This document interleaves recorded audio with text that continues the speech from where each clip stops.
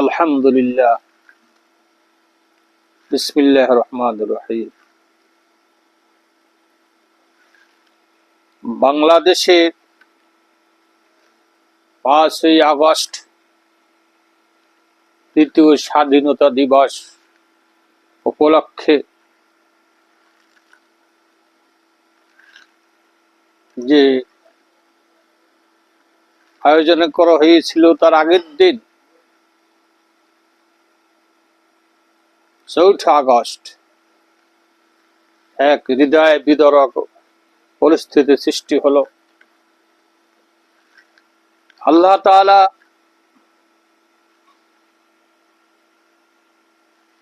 সূরা মুজাদালা 28 নম্বর সূরা 11 নম্বর আয়াতে ঘোষণা করেছেন, বলেছেন যারা জ্ঞানী বিজ্ঞ মুমিন তাদেরকে সম্মান করতে হবে।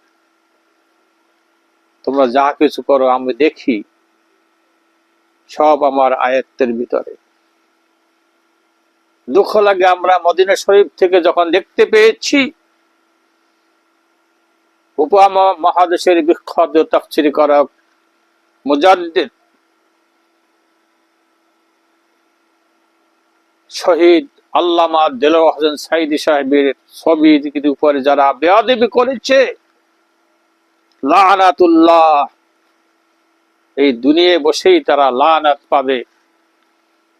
এবং আমি সেদিনই ঘোষণা করেছিলাম, দোয়া করছি, আল্লাহ এত বড় আলেমেরকে যারা বেইজ্জত করলো তাদের তুমি যে হাত দিয়ে যে পা দিয়ে বেয়াদবি করেছে লুলা করে দাও, অবাস করে দাও।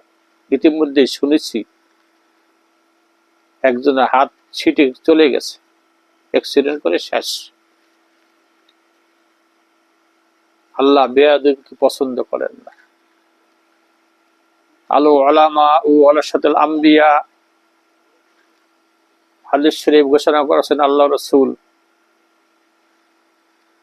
আলেম ওলামা মুমিন এরা আল্লাহ রাসূলের উত্তরসূরি।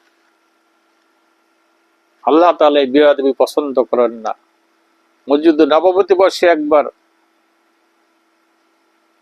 রাসূল সাল্লাল্লাহু আলাইহি ওয়াসাল্লামের কণ্ঠের চেয়ে অধিক কণ্ঠ সাহাবীদের দুইজন হয়ে গেছিল, শব্দ জোরে কথা বলছিলেন। আল্লাহ কোরআন শরীফে আয়াত নাজিল করে হুঁশিয়ার করে দিয়েছেন, আমার হাবিবের কণ্ঠের উপরে কেউ কণ্ঠ যেন উপরে না ওঠে, উঁচু না হয়ে যায়।